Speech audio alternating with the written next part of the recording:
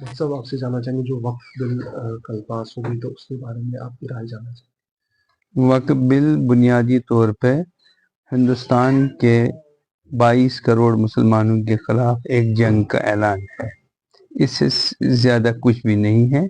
और असल में वो जिन लोगों ने इस बिल को पास किया उनकी तादाद जो पार्लियामेंट में थी 288 के करीब थी, और जो इसकी मुखालफत करने वाले लोग हैं वो 232 लोग थे। इसका मतलब है कि एक ख़ास बड़ी मेजॉरिटी ने इसकी मुखालफत की और इसके मुकाबले में एक छोटी सी जमात ने इसकी हिमायत की।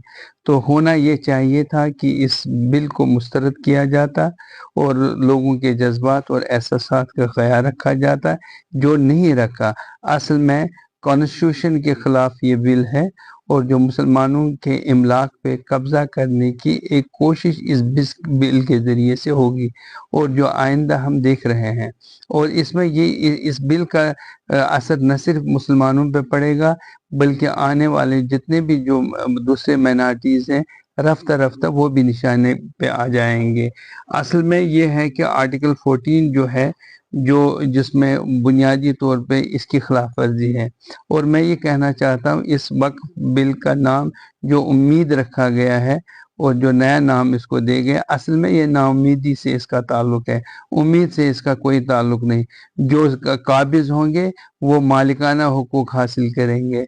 लिहाजा ये बिल हर लिहाज से बाइस मजम्मत है, और बल्कि मुसलमानों को इस जो जो फैसला होगा इज्तिमाई तौर पे उस पे अमल किया जाएगा।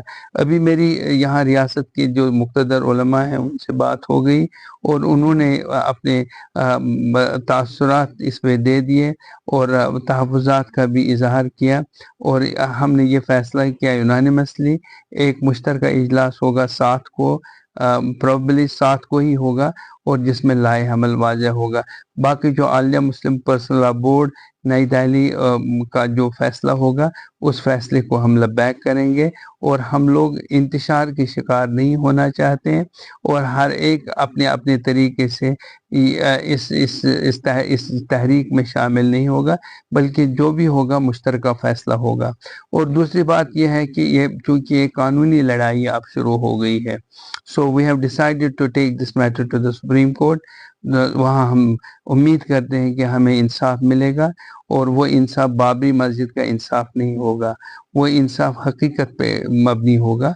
और उस लिहाज से चूँकि ये बिल जो है तमाम कानूनी मोशगाफियों की खिलाफ वर्जी है और इसमें कानून की खिलाफ वर्जी होती है, लिहाजा इस बिल को चैलेंज किया जाना लाजमी और ज़रूरी है। बिल में तो कुछ और है। अब कहने की बातें जो है फ्लोर ऑफ द हाउस पे कोई आदमी कुछ और कहता है तो उसको वो बेवजन होता है, उसकी कोई अहमियत नहीं होती है। माना वही जाता है जो कागजात में लिखा जाता है। जो बिल में जो मसौदा है जो उसमें तहरीर हुआ है वो उसी पे अमल होगा।